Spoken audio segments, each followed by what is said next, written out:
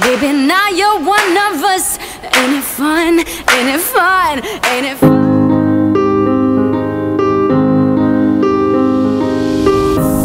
You want the baddest, legendary status, prime time, once in a lifetime tennis? We got you covered. You want heat of the moment, skies break open, raise the rooftop, fun just won't stop tennis? We got you covered. You want transformational, so sensational, redesigned, lose your mind, under the lights, into the night, till a champ is crowned? It's about to go down, tennis? We got you covered. Welcome to the reinvigorated, reimagined US Open. We got you covered.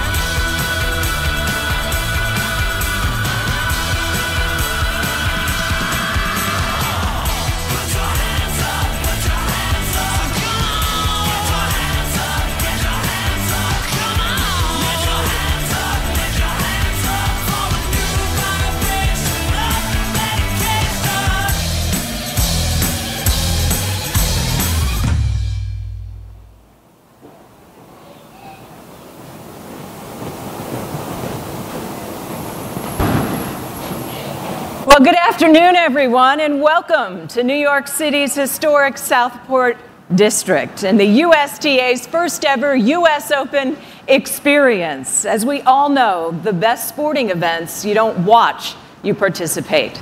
So we brought the Open to you. I'm Chris McKendry. I'm host of ESPN's tennis coverage. Join us first ball to last. All 5 major championships covered on ESPN's networks beginning Monday morning, 11 a.m. Eastern Time. This is fantastic. Congratulations to the USTA, bringing the tournament here to Manhattan for the first ever time. Before you leave, hit a ball, grab a snack, a picture in front of the Unisphere. The only thing you can't take home, though, is the hardware. They're for somebody else in about 2 weeks' time. For more than a century, the US Open has been uniquely a New York City affair, the show in town for 2 weeks. In 1915, it was the men's singles championships, and 6 years later, the ladies arrived. 1978, as most of us can remember, it moved out to Flushing in the USTA's National Tennis Center. Wouldn't even recognize it today. And most recently, when it rains, we have finally moved under a roof. And for one of the people who has to talk when it's raining, we appreciate it. The nonstop coverage has been spectacular. And it all speaks like today does, and the great fun everyone's had and the fans yesterday to today taking part of this experience is the USTA's commitment to replacement and renovation of the experience, the facilities, and the infrastructures out in Queens. And to continue on that note, and before we get to the big story today, the draw, and it is right here, I've seen it. But first, it's my pleasure to introduce Katrina Adams, who has done so much as the USTA Chairman of the Board and President. Katrina.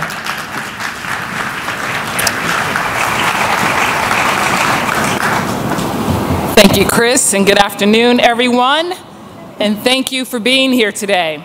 As we all know, the people of New York are what make the US Open the unmatched event that it is. So to be able to bring a little bit of the Open experience to Manhattan, here at the Seaport District, NYC, it is our way of saying thank you to all. The US Open experience opened to the public here yesterday, giving fans the chance to see some of our exciting American players and get into that US Open buzz. In addition, we unveiled the USCA's new youth brand, Net Generation. In recent years, we have made great strides in making the game easier to play by introducing properly sized courts to these young players, balls that bounce to the proper height instead of over the child's head, and rackets that fit their bodies and not too heavy to lift. Now with Net Generation, we will bring all youth tennis programming under one banner and make it even easier for all kids and their parents to find out how to play the wonderful game, find out where to play the game, and will hopefully help keep them playing the game as long as they continue to grow. But we're here today for an event that celebrates the great stars of tennis, the men's and women's singles draws for the 2017 US Open. The players we will see appear on those screens are some of the greatest athletes in the world, and we are all excited to see what paths may be ahead for our competitors as they look to raise a trophy in front of 23,000 fans in just a couple weeks. Before we get to that though, I want to talk about what has been going on over in Queens. 5 years ago, a press conference here in Manhattan, we announced that we would be beginning a transformation of the USCA Billie Jean King National Tennis Center, the home of the US Open. And before it is done next year, we will have renovated nearly the entire facility from the ground up. We have added viewing areas for practice courts and increased seating throughout the grounds. We have continuously increased the level of innovation from culinary options to our technology. Last year, we unveiled a brand new 8,100 seat grandstand, providing one of the most intimate viewing experiences in the sport, on a stage immediately beloved by fans and players alike. And of course, we put a retractable roof over the top of the greatest stage in tennis, Arthur Ashe Stadium. Now we can maintain a consistent schedule for players, fans, and broadcasters, regardless of the weather conditions. Next year, we will unveil another brand new setting for our tennis faithful, the new Louis Armstrong Stadium. This building will be state-of-the-art, with more than 14,000 seats, and will also have another retractable roof for uninterrupted play. For this year, though, as construction on that building continues, we have built an 8,500-seat temporary Louis Armstrong Stadium on the east side of our campus. Our hope is that the players and fans will enjoy the temporary stadium so much that they will be sorry to see it go. The Open will continue to provide the best in sports and fan experience as our transformation makes the great event even better. But the thing that I'm most excited for at this year's Open is something that holds a special place in my heart. 20 years ago at the 1997 US Open, we unveiled a stadium named after one of the game's greatest players and ambassadors, and one of my personal heroes, Arthur Ashe. The Arthur Ashe Stadium has gone on to host some of the most iconic matches in the history of tennis, in front of some of the most enthusiastic crowds the sport has ever encountered, including a couple that did not wrap up until 2:26 in the morning. That's right, we have had two matches and at 2:26 a.m. over the years, which fits perfectly as that is the Grand Slam that is played in the city that never sleeps. So this year we celebrate the 20 years of Arthur Ashe Stadium, and you will see the court emblazoned with the logo throughout the tournament to recognize the milestone. It has been a great 20 years for this stadium, named after an even greater man. We can't wait to see how the next 20 years will begin. I want to thank everyone for being here, and I look forward to seeing all of you at the USCA Billie Jean King National Tennis Center over the next 2 weeks. Thank you very much.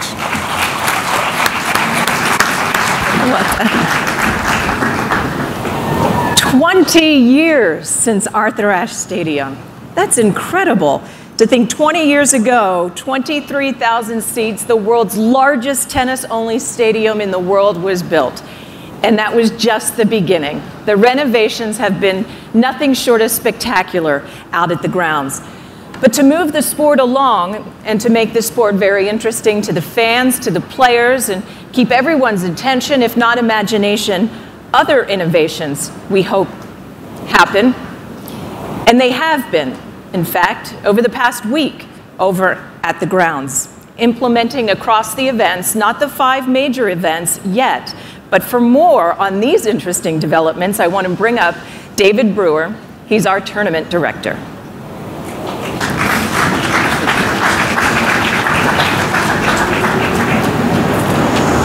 Thanks, Chris. Good afternoon, everybody. Earlier this morning, the 2017 U.S. Open draw was officially determined. Under the supervision of the tournament referee, representatives from the Grand Slam Board, the ATP, the WTA, and with a neutral media observer in the room, and in accordance with the Grand Slam rulebook, the draw took place at the tournament director area of the Billie Jean King National Tennis Center. Now, in just a few moments, we'll unveil the draws to everyone here in attendance. This event, the unveiling of the draw, certainly signals the unofficial start of the main draw of the U.S. Open. It's an opportunity for all of us to see the first look at the matchups and ponder what the results will be two weeks from now. But in actuality, the U.S. Open began early this week out in Flushing. On Tuesday, the signature event of the U.S. Open Fan Week, the U.S. Open qualifying tournament started up. This features 128 men, 128 women, playing for 16 spots each into the main draw. That event, which will conclude later today, actually offers almost $3 million in prize money on its own, making it one of the largest prize money purses in American tennis. And more importantly, though, we're really proud of the fact that the U.S. Open qualifying event provides the opportunity for New Yorkers and for those around the world to come and visit tennis free of charge at the USTA Billie Jean King National Tennis Center.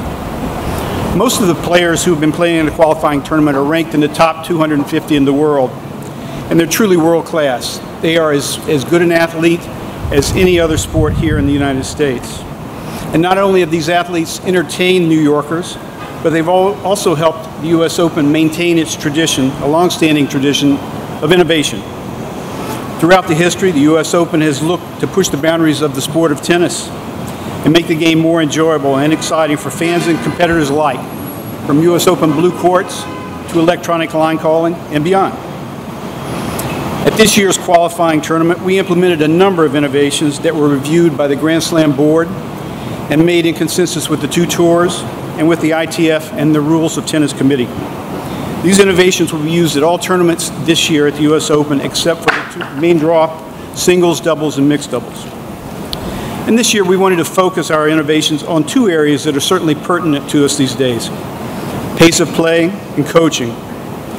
Like any other sport, tennis battles for the attention of the consumer public, who have so many options to them these days. We need to keep the action tight and the action continuous, and that's more important than ever for all of us. And to that end, we implemented 3 timing-related rules: a 5-minute warm-up clock prior to the match, a 25-second serve clock between points, and a 5-minute change of attire clock. We also looked at the area that's long been discussed in tennis, and for the first time, in-match coaching has been allowed. Limited to those who are sitting in the designated player boxes, coaches and players can now communicate between points verbally, or if they're on opposite ends of the court, via hand signals. The goal of both these innovations was to keep a constant pace of play, as well as implement a consistent standard in areas that have traditionally been tough to enforce. And then following the U.S. Open this year, of course, we're going to gauge player reaction, fan reaction, to determine how we'll carry these innovations forward in future years. And more importantly, though, you can count on us to continue to look at other innovations for future U.S. Opens, just to make sure that the game we all love will continue to evolve. But enough of that for right now. I think everybody's here to focus on the present. We're ready to reveal the draws. Chris, we turn it back to you. Thanks, David.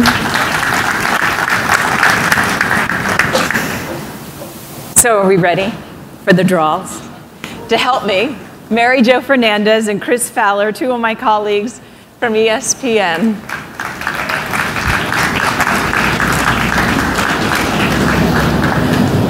Hi.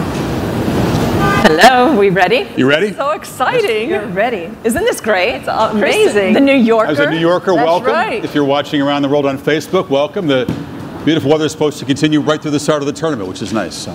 Look forward to it. We are going to begin our first draw. We will unveil the women's draw, and we will take this by seed, beginning with the #1 seed, a finalist from a year ago.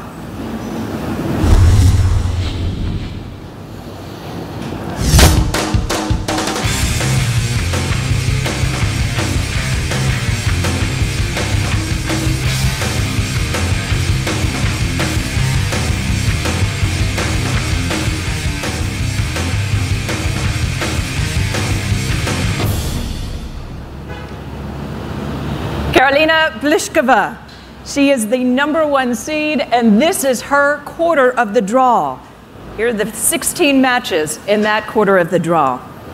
Mary Jo, what jumps out to you?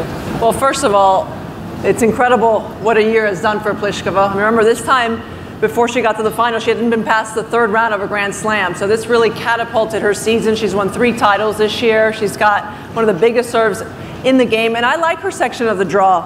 You have American Jennifer Brady early on there, where Stritzova is. She played well in Australia. Mladenovic played well at the French, but hasn't played great since. And then Coco Vandeweghe. She's one of the Americans to watch out for. Huge game. Got to the finals of Stanford. Played well at Wimbledon. Has a new coach with Pat Cash. I think that's been a good combination for her. Potential 3rd round with Radwanska. That could be tricky. And then a former champion in Kuznetsova at the bottom there of this quarter. So you have experience on this side, but a lot of possibilities as well. But I think Pliskova will like the draw she's in, Chris. These are amazing times in women's tennis. If you don't know it, 8 different women can leave New York with that trophy and the #1 ranking. 8 different women. We've never had a major in tennis history.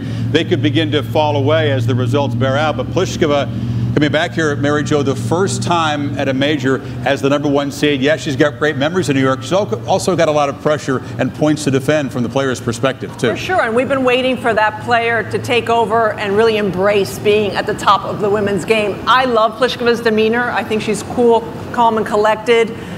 She played well last week in Cincinnati, so I think she's going to do all right. I think she's going to embrace being back at a place where she broke through. Well, last year, her demeanor in taking out both of the sisters, the Williams sisters, on the stadium court. She saved match points against Venus. Amazing.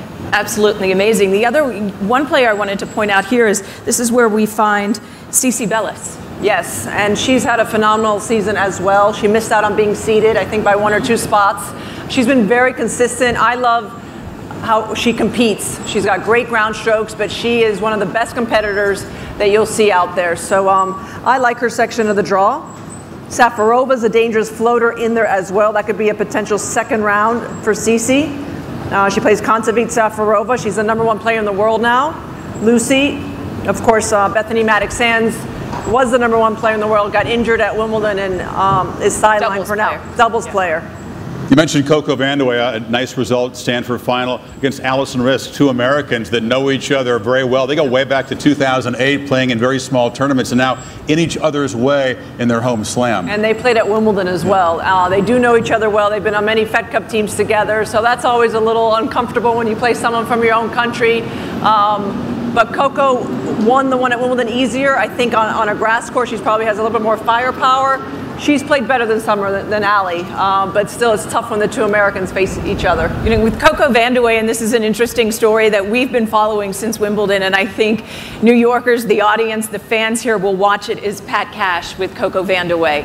What's your early impression of that pairing? You know, at first I scratched my head. I was like, how's this going to work? 2 really strong personalities working with each other. But now that I've seen them for a few weeks, it's a good match. It is. You know, I think he's no nonsense, and she likes that because she's no nonsense too. And he's getting her really, I think, to see not just the tennis part of it, but the fitness part of it, the nutrition side of things, and getting the whole complete picture. So I like what I've seen about the combination. Ready for the next section? Oh boy. This is going to cause a few gasps. You guys ready? Certainly will. But first, we're going to the bottom half of the draw. The #2 seed in the tournament is Simona Halep, who's been now a win away from becoming #1 in the world on 3 different occasions this summer. Here's Simona.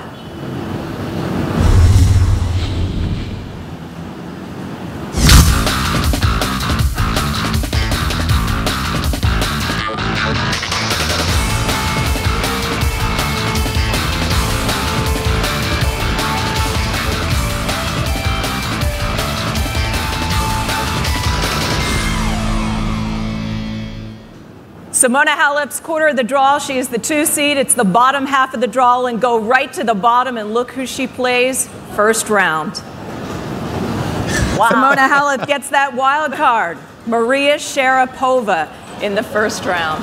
Incredible. I think that's the one player everybody wanted to see where she would land. And Maria, a former US Open champion, she's been a little unlucky in her comeback with injuries, so she hasn't played a lot of tennis. She played the one match this summer in Stamford. But still, that's someone no one wants to see on the other side. No top seed wanted to draw Maria Sharapova first round. I don't think Maria's going to be intimidated because I don't think anyone intimidates her. But it's just a tough one for Halep. Never beaten her. No. I mean, think about that. Maria said her preparation is far from ideal, but she has a 6-0 head-to-head against Simona. You recall the final at Roland Garros. They've played a couple of times since then. And if you're Simona, who 3 times has come this close to the #1 ranking and really is in the best position of those 8 women we talked about, she's in the best position in terms of getting to #1 with the points to defend. To see Maria's name, I mean, right now, Coach Cahill in the Halep camp, there may be some ripples there. He's going to have to mentally get her ready because you have to approach this not like a first round. I mean, you have to approach it like a bigger match. And, I mean, you would think just because of match toughness and this year for Halep, she's been so consistent and she almost won the French Open that she should get through this. But let me tell you, don't underestimate Maria Sharapova, regardless of how many matches she's played. She has the experience, she has the will, she's got the mental toughness. But Simona's can run down anything. Yes. And make you hit 1,000,000 balls. That can really hurt if you're a player not in top form. Totally, and that's what we should see. I mean, that's when you get a player who hasn't played, they're a little rusty. We'll see how Maria is serving thus far in her comeback. I think the service looked pretty good, but the consistency. Are her shots going to be consistent? Is she going to be able to overpower Halep? I can't wait. I can't wait to watch it. Yeah, let's be clear. With her lack of play, it's a rough draw for Maria because Simona has been so solid and so consistent. For sure. Yes, but it definitely, right? You see that and you went, oh my, that's what we did anyway. Sloane Stephens is also in this quarter, Mary Jo. Now, Sloane Stephens missed almost a year with injury, and she seems to be a re-energized player, and she's having a great summer. A great summer. I'm so happy for Sloane. She was my second dangerous floater to look out for when the draw came out.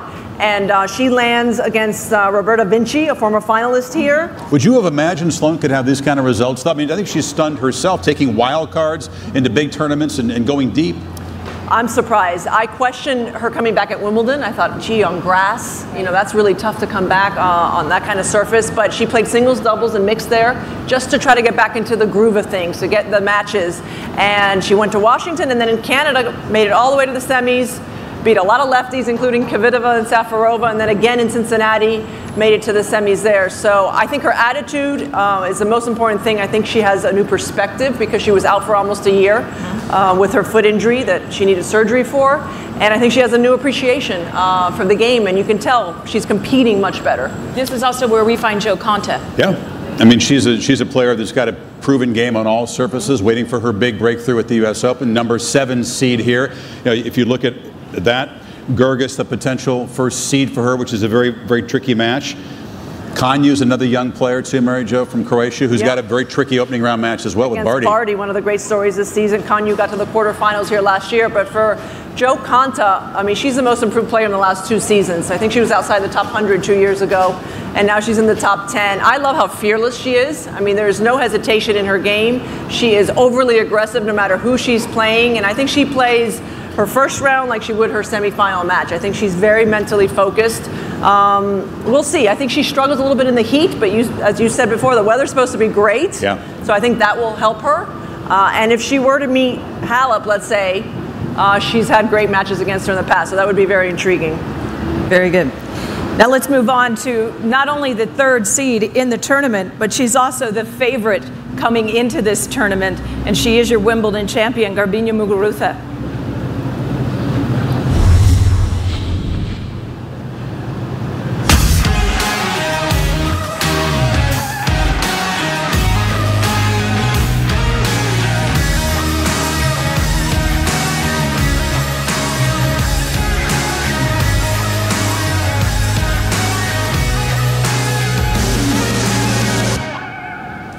Garbiñe's quarter of the draw. Now, Garbiñe also is in the bottom half of the draw. So the semifinal would come down to Muguruza and Simona if everything plays out to the top 2 seeds in that half. It's a big if, though, isn't it? It's a huge if. It's a big if just for the first round, as we discussed. But this is Garbiñe's quarter. Caroline Wozniacki, 48 match wins this year. She's also in that quarter. So's Venus Williams, Petra Kvitova. But Muguruza, you just saw her in Cincinnati, both of you, calling that final, and she looks fantastic. She looks very confident. You know, it's amazing. Last year she wins the French Open, and she doesn't get to a final until Wimbledon of this year. She played 22 tournaments in between, but now she looks like she's more comfortable in her position, having won Wimbledon. She saved match points against Madison Keys in Cincinnati, and I think that took her to another level. I think this section, Chris, is the toughest section of the women's draw. You have 3 former Grand Slam champions in there with Venus and Kvitova and Muguruza. Wozniacki loves the U.S. Open, a 2-time finalist. This is where her year turned around last year. Remember, she was outside the top 70, and now she's 5. She's played 6 finals this year. So we have really good potential matchups. Venus not getting in the top 8. We were wondering where she was going to land. She has a good record against Wozniacki. Can she play another major final this year? She's played 2, and she's 37 years old. She continues to impress. You mentioned Muguruza, who finished the tournament in Cincy in such dominant fashion. I mean, clearly the best there. But remember how close she was to losing early to Madison Keys. I mean, she had to save 3 match points. That's what makes this draw so interesting. There really aren't foregone conclusions. And we talked with our colleague Chrissy Everett and Martina about the early days when you could ease your way into the tournament. You could pencil the favorites through to the second week. That's hardly the case here, Mary Jo. As you know better than anybody, you have to start paying close attention from opening day in this women's draw. You have to be ready day one. I think the depth has improved so much, not just in the top of the game, but from 20 to 50. I mean, you just have to be ready, and I think the players know it. There's no foregone conclusions. We've seen in the last couple of years a lot of upsets on the women's side early on, a lot of seeds going out. And with the possibility of 8 different players having that possibility of ending the tournament at #1, more pressure, more on the line, more at stake. There's Rybarakova one of the players in there too. We haven't mentioned her. She's one of the surprises of Wimbledon, making it to the semifinals. And you're right, this is a very tough balance section. Very tough. It is. I feel like our theme might be similar to Wimbledon, where we talked about how wide open the women's field is. I mean, with Serena Williams not a member of the tournament this go around, and many women have opportunities, and you don't get many when Serena's not in the field. What about her big sister, who's the only woman to make 2 Grand Slam finals this year? Venus doesn't know her first round opponent. The qualifying, if you don't know, the final round of qualies is played today, and tonight they'll draw those qualifiers who've made it into the field, so Venus will find out her opponent. But why can't she make a huge deep run or win this title? Well, she can. She's done it twice, as Mary Jo said. Yeah. She would be the oldest to win the tournament if she wins. I feel like we say that yes. at every stop with Venus Williams, but that's where she is, and good for her. To the 4th seed, and this is probably the player you know the least about, in Alina Svitolina. She is in the top half of the draw.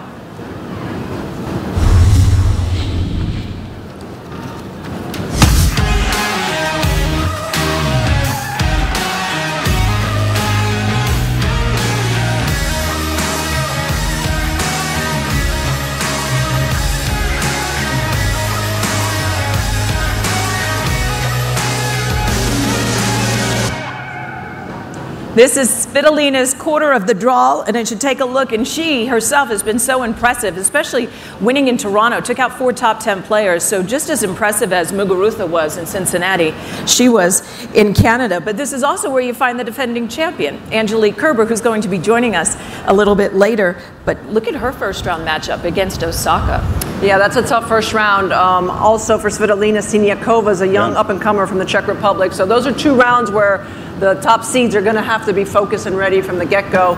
But for Kerber, it's been a tough season. But usually when you go back to a place where you have good memories, you start to feel more confidence. And I'm expecting Kerber to start to play better and go deeper and be a contender again at this year's U.S. Open. For Svitolina, she caught my attention a year ago at the Olympics when she took out Serena Williams. I was so impressed with how fast she is, how well she moves, and the backhand. One of the best backhands in the game. She's won 5 titles this year. But the majors, that's where we've been waiting for her to break through. A little bit like Pliskova last year. She's, I believe, into 2 quarterfinals at the French, but never played well anywhere else. But speaking of breaking through at the majors, in the middle of this bracket, you see the Roland Garros champion, Ostapenko. Jelena backed up that title with a very impressive run to the Wimbledon quarters. You're not supposed to be able to do that after winning your first major. Now, she's had to adjust and dig deep on the hard courts. So coming in here, what are your expectations for Jelena? I love the way she plays as well, a little bit like Konta, fearless. I mean, she just goes for it. I was so impressed with how many 3-set matches she had won at the French Open, continued it onto the grass. But it's high risk. It's high risk tennis. But when you look also at this section, Chris, the player who plays high risk, who I think finally is coming into her own, is Madison Keys. She's had a tough season with a wrist injury. She had 2 surgeries. The most recent one was after the French Open. But in Stanford, I thought everything clicked. I thought she felt more confident with her backhand. She's got a huge serve. She's so powerful. And with Lindsay Davenport, a former champion, on her side, I think she's starting to see the game better, to construct points better. And there's no one in the draw that wants to see Madison on the other side. That's how dangerous she is. And I like her section. I think she can get through this.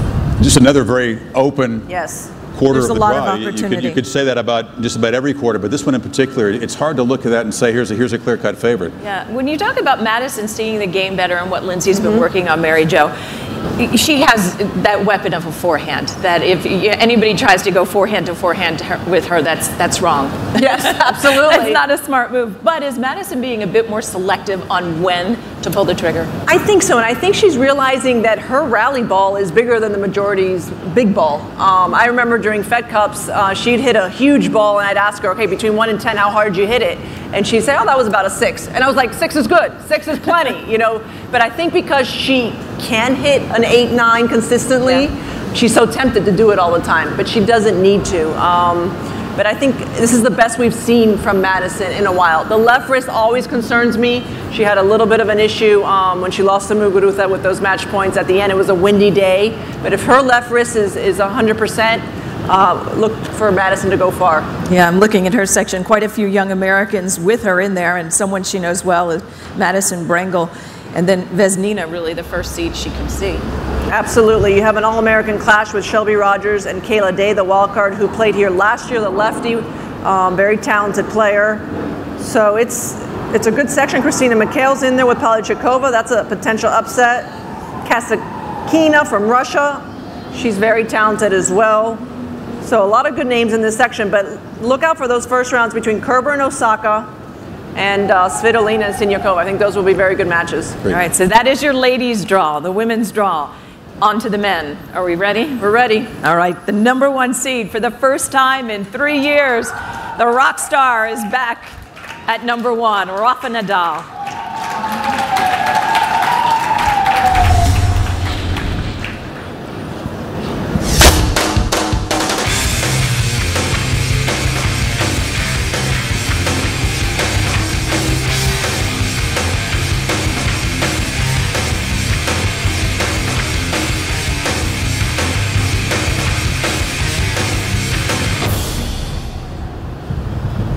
He is back, he is the top seed, and I do say he's the rock star of tennis. No one quite brings the charisma to a tournament like Rafa Nadal.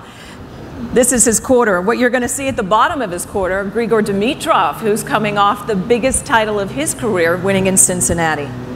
You know who's not looking down there is Rafa. He maybe more than any other top player ever, he really does take it one match at a time. Dusan Lajovic, the Serbian, they've only played one time. It was on clay. And if you're a Rafa fan looking at this draw, you see that Gasquet is the first potential seed, and that has been an incredibly one-sided head-to-head. Richard's never been able to beat him. It's 0-15 now against Nadal. So, well, what do you make of this section for Rafa first? Well, I agree with you. He's not looking far ahead. He's just going to worry about his first round.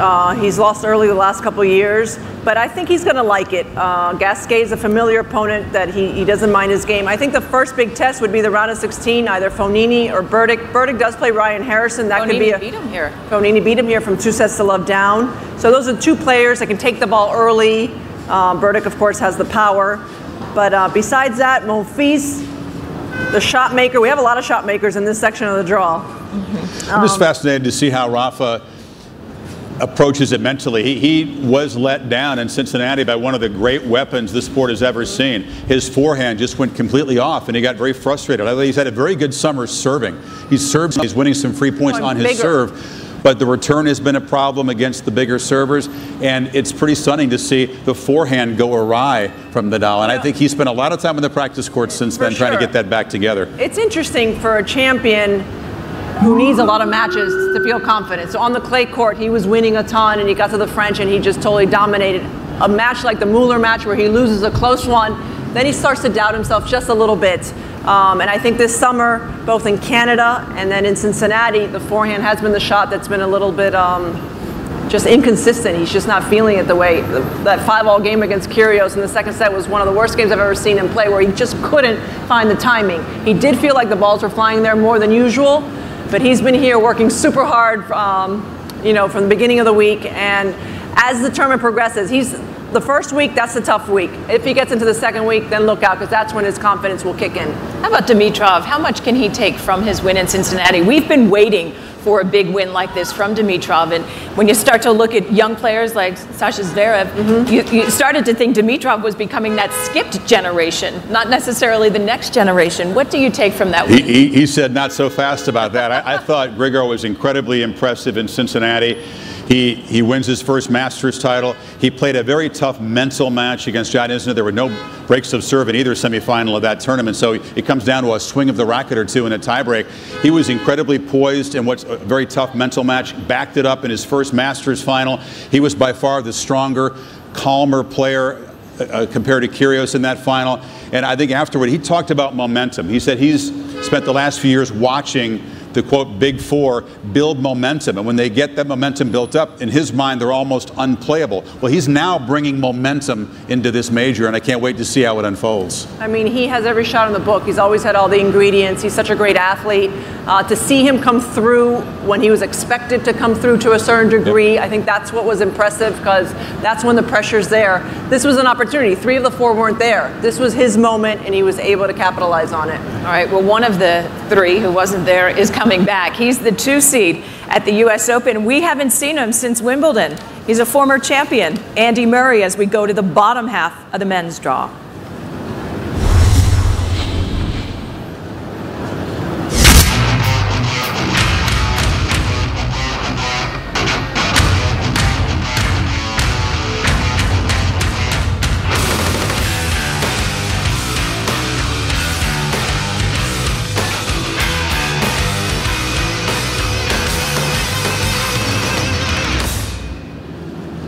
Andy Murray's the 2 seed, a 2-time Wimbledon champion. One's here. Here's his quarter of the draw, and he has to be a happy man today. Yeah, Tennis Sangren, the American, is his first-round opponent.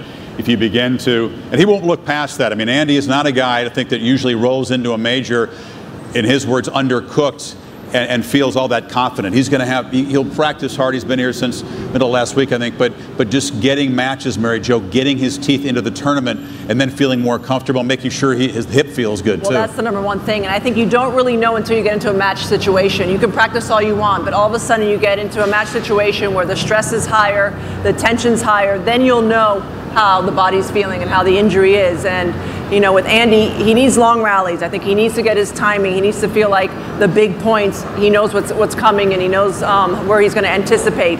But looking at the section, considering that he hasn't played any matches, this is a good section for Andy Murray. I mean, you have someone like David Ferrer. He'll hit a lot of balls. That would be a tough one, just because he will make you, but he's the type of player that might improve your timing as well. Lucas Pouille took out Rafa Nadal here. He's a dangerous player in that section. And the American Jared Donaldson, I've been really impressed with his results as of late. He's been very confident, played great in Cincinnati last week. Steve Johnson also in this section. Unseeded. Quarter. I think this is a section where Jared could make a move. People are always waiting, especially in this country, for the next wave of American players. And the guy from Rhode Island has put together some very solid results. He's worked very, very hard to become a better mover, be a more efficient mover. Anticipation is good. I think he's getting solid coaching, and I'm eager to see if he can string together some wins, because, you know, right, it's possible there. I think we should give a salute to David Ferrer. I mean, the guy who has just maxed out his abilities, and he has gotten back through hard work to a number 21 seed here after being unseeded at Wimbledon, which snapped a huge long streak of him being seeded at majors. And Here he is again, He's hanging had around. a nice hardcourt season. Yeah, it's really hard. He has. It's been nice to see him back. So that is the number 2 seed, and that's the quarter. Now here's the big question everybody was asking coming in. Roger Federer's the 3rd seed. Whose side of the draw is he on?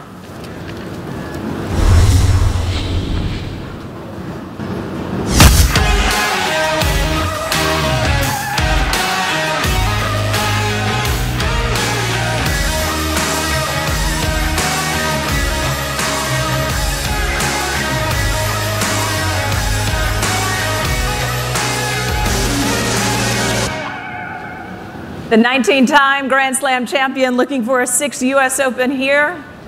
Top half of the draw. He's in Rafa Nadal's half of the draw. That was the big question around the world. It's a 50-50 chance, if you don't know, where the number 3 seed is going to fall. So the luck of the draw or unluck of the draw, depending on your perspective, it would be what, 2 weeks from today, the potential semifinal, if you want to pick way ahead. They've never played here.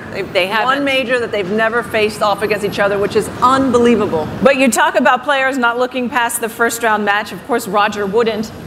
But he certainly shouldn't. Look at that match. For sure. I mean, Francis Tiafoe is one of the up-and-coming Americans. He played great in Cincinnati last week, and I watched Roger play him in Miami, and they played a phenomenal first set. Tiafoe went toe-to-toe with him on serve. After the tie-break where Roger stepped it up, there was, I think, 1 break in the second set. But he has a complete game. He's a tremendous mover on the court. He's got power. So I think Roger, after having a little bit of a tweak in his back in Canada, not playing in Cincinnati, he'll be on alert right away. I want to ask you, because his press conference will be tomorrow, but what can you share from the Roger camp about how the back is holding up, how he's been practicing, and how confident he is about his health going into this? So the back is something he's dealt with, I think, since he was 18. He's always had some back issues, and he works on it religiously. He got blocked in that match in the final against Zverev, and he, I think, didn't play for about a week. So I think he's slowly been practicing. He says it feels a lot better. And I think these next couple of days he'll push it even more to see where he is. But I think he's happy. He loves New York. You know, 5-time champion. I think he won them all 5 years in a row. But it's been a long time. 2008. And I don't think who's counting? But I don't think anyone would have imagined the kind of season that he's had after missing 6 months last year with knee surgery, missing the U.S. Open, and winning 2 majors this year. He's only lost 3 matches. And as soon as we get the chance, we will ask him. But how would he describe this year? What words has he used to wrap his head around it? I think the Australian Open was a shock. I don't think he expected that to happen. I think Wimbledon, he believed that he could win. But I think the way that he won was a bit of a shock without dropping a set. So I just think that the whole year for him has been a very pleasant surprise, and one that, you know, he's going to look back on and remember with fond memories. You know, Francis can gain some confidence. The fact that he stepped in against Roger before, the fact that he gave a good account of himself in Miami. Roger says some very nice things about him. I can't wait to see that match when they walk out on Arthur Ashe and that's going to be fun. And the reception, and we'll get our first look at Roger. If you look, guys, at the rest of the section of the draw, there's a lot of big servers in there. The first seed that Roger could collide with, Feliciano Lopez, but Verdasco's down in that section. If you look beyond it, you know, Sam Querrey certainly will get a qualifier in the first round. Certainly a dangerous serve, and Kyrgios, who's had a tremendous run, I thought, to the final in Cincinnati. And when he comes in motivated and inspired, and he says he has no problem on these big stages, I mean, that's a fascinating potential collision with Querrey, and then potentially Federer after that. A very tricky section for sure. And if you go a little further down, you have a former champion in Del Potro who's trying to regain his form from last year, and Dominic Thiem, who played so well on the clay, trying to find his form on the hard courts. Hasn't been that easy, but there's a lot of good players in this section. I think this is one of the toughest sections, or perhaps the toughest section in the men's draw. You have Karlovic down there as well.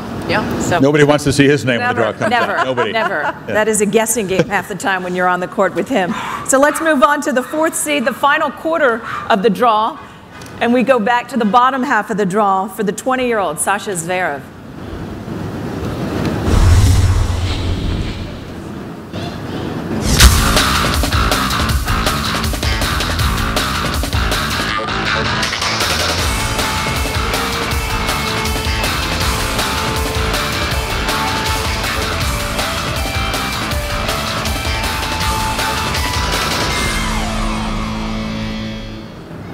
All that remains is for him to make a breakthrough at a major, isn't it? Exactly. It is. It is. He is the real deal, everybody. He has every shot. He's great. He moves. He's big. He has good hair. And he's only 20. And he's 20. I mean, he is the next big superstar if he comes through with something big. He has 2 Masters titles this year as a 20-year-old. Historically, if you've done that on the men's side, you are ticketed for stardom. It's a very exclusive club. But now, you know, can he break through here? There's no reason why his game isn't suited to these conditions and why this can't be his major to step forward. Except that it's only his 3rd U.S. Open, and it is a stage unlike any other. Is that too much to ask? I don't think so. I think he's determined. I think he wants it. What was his quote after Wimbledon that someone said, you know, you're still learning? He's like, I'm tired of learning. I want to win, when he lost to Raonic in a tough 5-set match at Wimbledon. And he turned it on here in North America. I mean, he's played great this summer. I think he has a lot of confidence. He's had a week and a half to rest. He went out early to TFO in Cincinnati, which might have been a blessing in disguise because he did look exhausted in that match.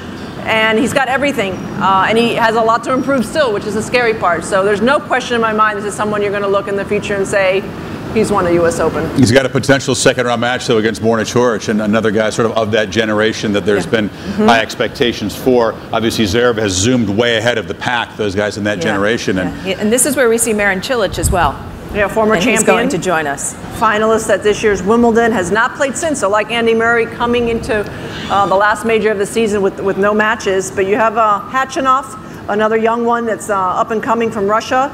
Misha Zverev, who took out Andy Murray in Australia, the older brother of Sasha. And he's a fun watch. Great serve and volley. It's really old fun. School, right? He comes in on everything. And John Isner, he's had a great summer. And Jack Sock, you see the 10 and 13 seeds. We'll see if they can make a deep run at this year's U.S. Open. Yeah, you got a matchup for Jack Sock that offers him an opportunity to pay back what was a very painful loss for him in the Davis Cup to Jordan Thompson down in Australia, an unexpected loss and the only time they played before.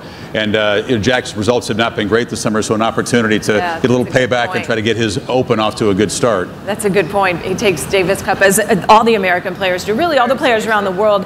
For people who just follow the slams, there's a lot of emotion, as you know, Mary Jo, as a former Fed Cup captain and player, a lot of emotion tied into those team events that carries through. It totally does. You know, sometimes they don't count on the head-to-head matches, and they really should, because there's so much on the line. There's so many expectations. The pressure is quite different when you're not just playing for yourself. So I think Jack will be very motivated to win that. I don't think we're allowed to ask Marin, who's kind enough to join us here, the champion from 2014, about his draw, but he's got a tough one. Gilles Simon would not have been his pick of names to pop up in the first round. If you remember, us back to 2000. Yeah, if you remember his run to the title a few years ago, Gilles Simon was a fourth-round match. I happened to call it on a sweltering day. The conditions were rough. It was just who's going to survive.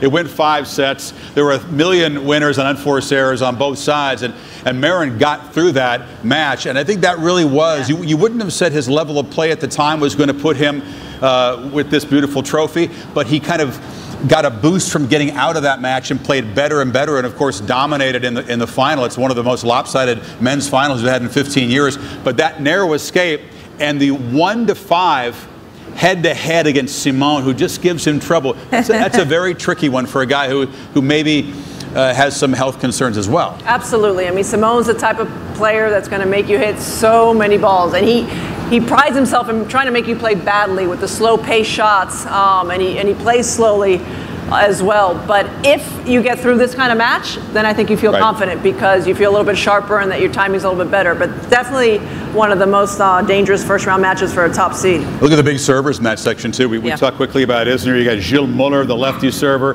Kevin Anderson, Zverev, and, of course, Marin Cilic, who can drop 25, 30 aces on the guy. So it's a big serving section. Yeah. You could have some quick calls on that side. Yeah. that quarter of the draw, Chris, some of those matches might go quickly for you. So that's a look at the men's draw for the U.S. Open. Let's take a moment now. We talked about... That's it. That's all we got. That's the draw. So applaud the computer for producing the draw, yeah. We talked about Sasha Zverev, and he's following the shadow of Boris Becker for German players. That nation, too, has been waiting for the next big thing. Let's take a moment to talk about some of the young American players. We touched on them, especially Madison and Coco, and some of them that we've seen along the way. But who else are you looking for? Well, I'm really looking for Cici Bellis. I think she's jumped a great amount in the rankings to be in the top 40. she's not very tall, but she makes the most of her size. She's got great ground strokes, and like I said before, she competes really well. Whether she's playing a first round or deeper in the tournament, you could just see her focus is there all the time. I love her on-court coaching when she discusses back and forth with her coach the strategy. She's very matter of fact, and she seems to really enjoy it. So I'm continuing to look for her to make big strides. We talked about Kayla Day last year, playing in her first U.S. Open, another youngster, gets the wild card this year. She's got a lot of talent, a lot of ability. There's a few players in the qualifying that I'm excited about. Claire Liu, who won the Junior Wimbledon, is in the final round today. So we'll see if she can get through. So the young Americans are pushing each other, which is a great thing, but you still have to look for Coco, Sloane, and Madison, besides Venus, of course, to lead the way for American tennis. There are 2 All-American women's qualifying matches today, so at least 2 more American women will go in. There's 1 All-American guys qualifying match. I have to ask you, how do you define young players, ladies? Because Katrina mentioned the memorable 20-year-ago U.S. Open when Arthur Ashe Stadium, remember who was in the women's final that year? A 16-year-old against a 17-year-old. Hingis defeated Venus. I mean, what's a young player these days? 21, 22? Well, you never are they say gone forever? But I mean, we've seen both the men and the women. It's Sure. everybody's playing. You know, whether they're taking care of their bodies better, the technology, whatever it might be. But the champions, the ages. Young no longer is 14, 15, 16. I think when we talk about young players, we're talking anywhere between 18 and 24. It has shifted for sure. Which is good. It's not a bad thing, you know, to take your time and know that you don't have to peak by the time you're 17. Right. No, one of the greatest things we've seen is that stars, and not even stars, but players who have tried to build their ranking, having their best tennis after their late 20s and into their 30s. We've seen that in recent years here. It's wonderful to see. I think the physicality of the sport, too. It's hard for a teenager who's yet to fully develop compete with. It's much faster. It's so much faster than when I started back in 1985. You were what, 15 when you turned pro? I was 14 when I played my first U.S. Open. I just turned 14 a few days before the Open started, and you know, back then it was, you know, I don't like saying this, but it was more. You know, it was about being consistent, getting balls in, and as the years passed, and you got Steffi Graf and Monica Seles, Jennifer Capriati, it became more powerful. And then, of course, the Williams sisters came, and that just took it to a different level completely. So. It's just so much faster now that if you're not physically capable to last day in, day out, you can't survive out there. Well, I love the story Mary Jo told me when you played the Williams sisters in doubles. Or yes. Them, and that's what convinced you I need to get out of here. That was time. I knew. It's time to move on. Yes. We want to now bring up, do we have our champions ready to go and take a moment and discuss the past?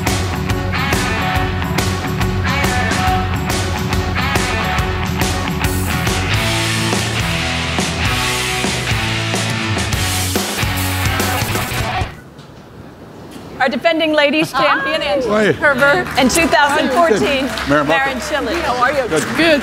Good to see you. Hi, Marin. How are you? Nice to see you. Nice to see you. Hello.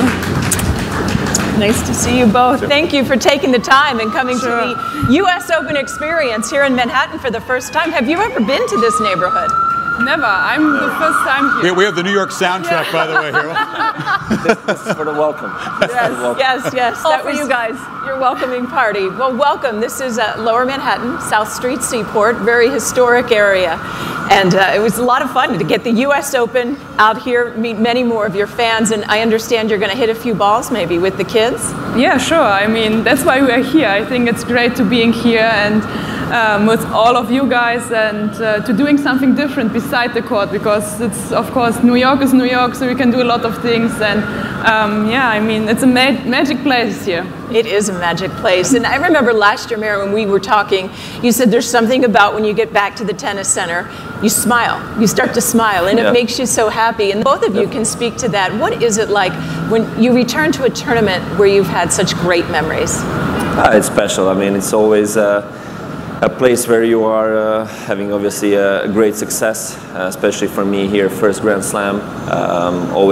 In the past as well, I always played really well here at the US Open, and then when you have something like that to look back to, it just gives you an extra thrill, extra adrenaline, and suddenly like you are feeling a little bit better, a little bit more confident, more motivated. I think it helps you to perform better. Yeah. What is draw day like for the players? We know the fans tune in and they can't wait to get that first look at the bracket. Some players say, I don't look at it. Others must get it and dive right in. Where are you, Angie, on looking at the draw that's just been revealed in the last hour? Actually, I'm trying to not looking, but at the end, you see it, you hear it from others, so actually it's really tough to not really watching in the draw. Peaked. Yes, it's impossible. I'd have to imagine too, you know who you're in the locker room with. You know they're playing the same day you are, right? They're on your side of the draw. Actually, it's impossible to really don't know against who you play or who is in your draw, so it's actually, you know it. Maren, you hear so much about the US Open being the last major, the toughest one to win. Yeah. What makes it the most challenging? Why is it so challenging here? I don't know. I don't know if most of the guys were here Monday, Tuesday. I arrived here last Saturday. Monday, Tuesday was such a tough days, extremely tough conditions, and you know, days like that can happen during the tournament. I think all other tournaments during the year cannot compare with just that those weather conditions here in the US Open. It just gets grueling hot. It is challenging your physical state, mental state. And as well, I mean, it's a tournament where you can have very windy days. You can play in the night matches, also hot days like that, and can be even a little bit cooler. So you have to adjust to everything. And I think making it also on a hard courts these days, all of the players play really well on the hard court. So I think it makes it a little bit more competitive. Clay court is maybe a little bit more specialized, and grass courts as well. So hard courts, I think everybody has a good chance to win. How are you feeling, by the way? Yep. Feeling good. Feeling good? Me, you know. I'm feeling good. I had a small injury after Wimbledon. That took me one step back. Obviously, when you are in such a good form, you want to continue, you want to play tournaments, you want to just use that form in the moment. But now, for me, it's maybe just a little bit different approach to the Grand Slam than what I had in the past. I never came to the Grand Slam without playing any tournaments before, so it's going to be a unique experience in a way for me, but still I'm quite experienced, quite motivated. I think I can take good confidence from the last few months, and hopefully I can start well. Angie, for you, this is now your second Grand Slam tournament you've gone into as the defending champion. What are some of the unique challenges? I think it's really special. I mean, especially here in New York, I mean, I have great memories also starting, because everything starts here for me, 2011, where I reached the semis, and from this time I really was playing better and better every year. So that's why coming back in a place like this where you won a really magic title for me last year, it's of course it's a challenge. I think it's a completely new year, it's a new beginning, and it's also some new experience. But I think that after this year, especially where I learned a lot and where I had a few up and downs, it's great to be here and really starting from zero and just focusing on every single day here. What's the most important thing you learned this year? I learned a few things actually. First of all, to really focusing on what I'm loving, going on court and really practicing hard every single day, because this is what I'm doing and for what I'm sweating all the day, to going on courts with all the fans, playing my best and winning. This is the feeling I'm practicing for. And also sometimes to saying no, this was always something what I learned, because after the last year, I was so excited for everything, and sometimes it was maybe too much, but now I'm here and I'm really, really happy to being back here. Do you feel glad you said yes today? Yes, I say yes now. Do you feel that much more comfortable at the second major that you're defending? Yeah, now I'm feeling much more comfortable, because I know how the things are going now. I know what to expect actually, and I think I'm more relaxed now. I'm trying to taking the things more simple than in Australia actually, where it was my first defending tournament. So I'm trying to making it a little bit easier now.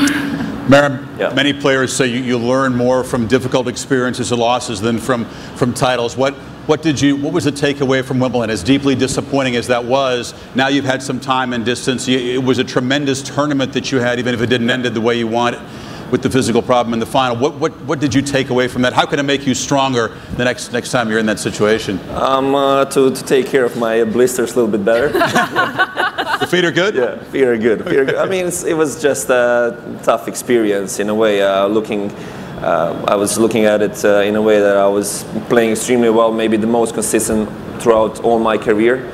I had good form 2-3 months prior to Wimbledon, and then getting to that final and not being able to give my 100%, just it was difficult to cope with. But overall, I learned that I think I got a little bit mentally stronger in these last few months. I was just maybe in a couple of % better on the court, practice court, on the matches, taking care of the small details. I think, you know, 1 point here and there can make a huge difference. And then if you're taking care of the small details in the practices, in the out of the court, it also helps a lot. And that's what I'm trying to do even now and for the rest of my career. You mentioned mental strength. You had the mental strength to get engaged this summer, so congratulations.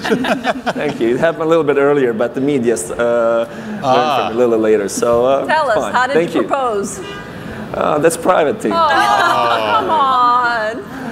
The most important thing is that she said yes. Okay, good. Angie, I wanted she to was happy with the ring. So. That's the second most important wait, thing. there's one more. One more thing, and the size was perfect. So there you go. You did well. You did well. I wanted to get, Angie, your perspective. I mean, 3 different men can leave New York with the #1 ranking if they win the title. Rafa, Roger, and Murray can regain it. On the women's side, it's insane. As someone that chased and knows what it's like to play a monster match for #1 and be #1, 8 different women can be #1 leaving this tournament. It's crazy, I think. I mean, what is it like in the locker room these days as a huge tournament like this begins, knowing how even it is, how much parity there is? I think everybody knows it, but nobody is trying to showing this. You know, I think yeah, it's crazy, but this is maybe a good chance also for everybody, but at the end I think I learned that you really have to go on court, play your best and win your matches. And if you do this and really have the one focus and not focusing on being #1 or winning already a Grand Slam, just going match by match, I think this just came then, you know, if you play good. But of course it's a weird situation, I think, a little bit, but we will see after 2 weeks who will be then the new or old #1. What's the best thing about New York, other than the field. tennis? What do you like about being in the city? Food, I love shopping? the city, so I love the city. You can do everything here. You have great restaurants. You can go to the Central Park just for just relaxing, not thinking about tennis, and there you are actually not feeling that you're in New York. You can go like downtown. So it's one of the cities I really love, and I felt in love when I came here the first time. So it's the best city for me. How about the fans when you're at the tennis? What's unique to the New York fan? Unique part is that even when I played in earlier years, when you're playing on the small courts, you can have a group of fans just starting to cheer for you out completely from their hearts, and that makes it so unique. I think in all other Grand Slams, I think you know, you come to France, they are cheering a lot for the French guys, and in England, okay, it's a little bit more maybe quite respectful, but here you can have you know, even on those small courts, such a huge atmosphere, and can get extremely exciting, especially if the matches go 5 sets or in the night match. So I think for the players, it's just thrilling to play here, and I think it always pushes us to give that little extra that we have. Fantastic. Yeah. Thank you both so much for joining us. Good luck. Have a great tournament. Enjoy it. We should have great weather. Yeah.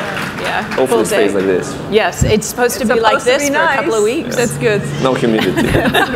They'll take that. Thanks everyone for joining us. We look forward to the tournament. Thanks. Beginning Monday, 11 a.m. Eastern Time.